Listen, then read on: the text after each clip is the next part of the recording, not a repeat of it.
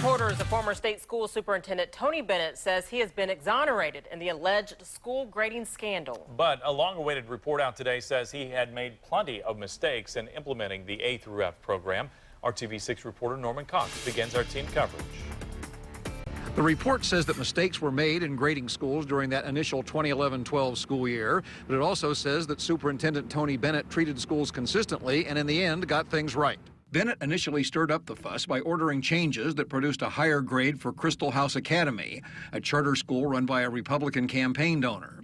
The report says Bennett and his aides treated Christel House the same as schools in similar circumstances, and that the grade change was, quote, plausible. One of the concerns here was the transparency, and I didn't see anything nefarious here, but I would quote the movie Cool Hand Luke, saying that what we have here was a failure to communicate. But the report found plenty wrong with the whole grading system. It said the department had insufficient personnel to run it, that some rules were applied erroneously, perhaps in a rush to get the first set of grades out, and that the system didn't allow for the myriad of school classifications in Indiana, depending on which grades they serve. We have a variety of configurations, and with the current model that we have in how we're using the testing data at both the secondary and the elementary level, and combining those in some way to come up with a single grade, accounts for a lot of the complications and what I consider to be flaws in the current system. But Bennett supporters call the report an exoneration, even though its authors said they wouldn't quite use that word. The key here is that we have a robust and accurate accountability system for all schools.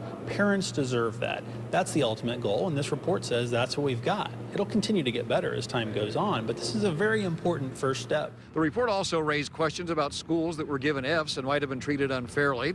When asked whether those 4 IPS schools in that category should perhaps be removed from takeover status and returned to regular administration, Long and Bosma said that was something that maybe should be looked at. At the State House, I'm Norman Cox, RTV6. Legislative Democrats called the grading system unacceptable, with Senate Minority Leader Tim Lannon saying that lack of transparency makes the whole system suspect.